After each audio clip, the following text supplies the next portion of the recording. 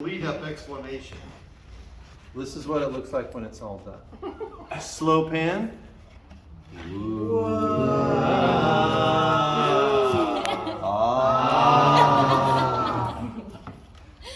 And so now, if you're going up a wall, if this is an 8-foot tall wall, you'll have your form set like this. You'll pull that form off, 2 feet more up, and now you're just doing it again. You go in like 4 to 6 foot lifts, tamp, tamp, tamp, light press on the center, and then you just rinse and repeat. Once you get up to the very top, you are hating life. But now with the spray applied machine, you can just lay it in here with that air application. And so it just sticks to the wall until you have a wall. You have a laser that's going here to let you know when you're out far enough. Now that's not perfect. You don't have these beautiful clean lines like we did if it's formed up, but you can come back and screed that with a nail screed to where you've got a nice smooth surface that's ready for your lime plaster. And the lime plaster is where you're going to get your nice finish on the edge and stuff. And so one thing I want is anybody who's going to have a conversation with anybody to have one of these samples with them. Either you can just come borrow mine, or check it out like a library book if you don't want it in the back of your truck all the time. Like I've got it in the back of mine. And then I do keep it up in the cab because that's special. So if you keep it up in the cab, it counts as an extra person, so you can go in the carpool lane? I do not try to tempt It is leave it living and breathing. Yes, it is. It could be argued living and breathing. I don't try to tempt the bad juju of karma by going in the HOV lane with it, though. So how thick do you understand that lime plaster is going to be? It's two coats, like around a 1/4 inch or less. Okay. Yeah. So the guys at the Hemp Build Summit were talking about 1.5 to 2 inches thick of lime plaster. Yeah, that's a plasterer question. And then, like I said, or the guy, I got his number. What's the guy with the top knot? Phil? No. No. The philosopher? Yeah, he's out. Patrick. Patrick. Yeah, Patrick's out.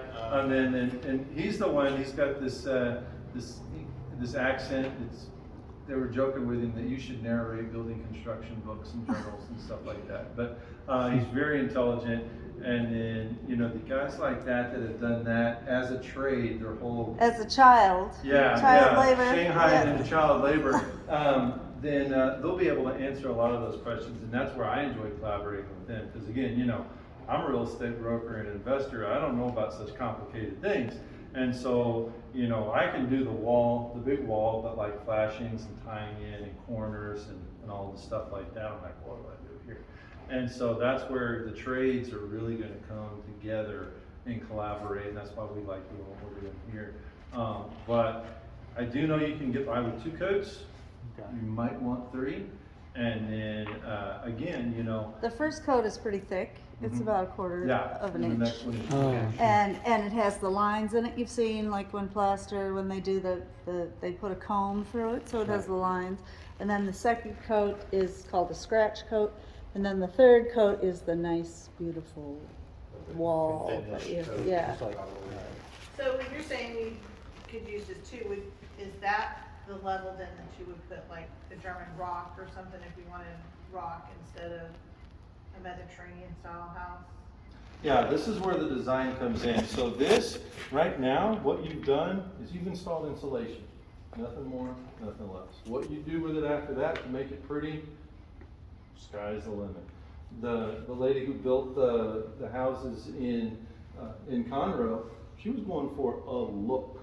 I want this old world look. I want it to be beautiful, and that was the appeal of using Hempcrete in the plaster, because it did that, and then it was uniform. You didn't have to have the expansion joints. You didn't have to have the lines as it was, if it was got wet from rain or dew, and then it was slowly drying out in the sun, and you could see the block and all that from behind it. It was a nice look, and so you can come in. And so I have the stud wall encapsulated. I brought it to the center. Now, what I'll do in the kitchen area, in the bathrooms where we're wanting to hang cabinets, is I'll put a second stud wall just in that area where I'm not burning up too much lumber, but I've got something that's wooden to hang cabinets on, because the cabinet guy is gonna come out and they're gonna wanna hang cabinets on wood. You don't You're gonna wanna find a necessarily stud. have to put in a second stud wall. You could just move that whole wall, the framework to the interior. You're absolutely right, until you're framer that and have them not slash your tires. But if you're the framer, yeah, you can do that, so there's a lot of But if they different. run on plans. Yeah, and then now like Amos's building, that will be hopefully able to get framed up this week to where we can start putting in some sections of the wall next Saturday, is that he's just having a 7-inch wall. And so it's gonna be, the wall is gonna be all the way to the center, and then we'll be putting the hemp out to the exterior.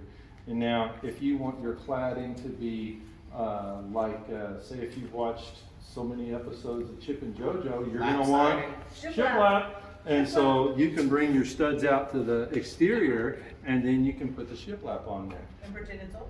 and pretend it's old. And the Beat the reason, chains. yeah, and then the reason that shiplap lasts like that is because it can dry out, and this way it would be able to. And you can incorporate your furring strips, create an air gap, which is one, it helps it last longer, and it also adds efficiency to it, because when the sun heats it, it's got a pathway to go up and out. And so just the furring strips and the rain screen that you can create, there's a lot of layers of preference, cosmetic, performance, things like that. So those are all good questions. Any other questions about what we've done here as far as the stud wall, the cladding, or any of the incorporating of those systems?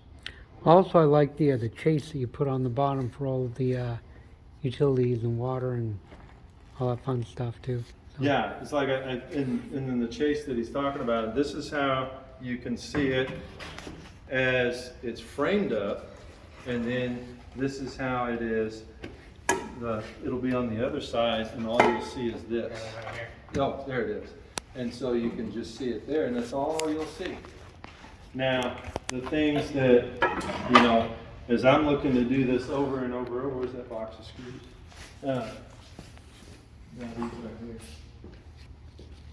And it's like, that's a great idea, but each of these, this is a $50 box of screws right here, and I'm like, well, I don't like that. And so there'll be innovation that comes along with cheapness and creativity and laziness and all of that, but this is it for right now. And so, like Andrew was saying, I built it 100 times in my head. Right. A form board that is removable for the chase, because really once that sets up, you no longer, I guess you want something to tie into your the baseboard to tie into. Yep, have that same thought, yep. Yeah. Because you need a nailer for your base